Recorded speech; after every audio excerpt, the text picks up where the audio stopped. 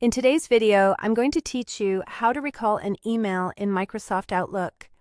Specifically, we'll focus on stopping an email that you've scheduled to send later before it actually goes out.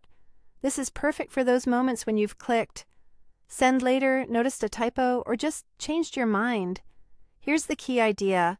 A scheduled message sits in your outbox until it's send time. As long as it's still there, you can intercept it. Start by going to your outbox. You'll find it in the folder list on the left side of Outlook. If you don't immediately see Outbox, expand your folder pane. If the outbox is empty, that usually means the message has already been sent, so this approach won't apply. But if the email is still there, you're in good shape. Next, open the email from the outbox. Double-click it so it opens in its own window, rather than in the preview pane. This ensures you can make changes properly.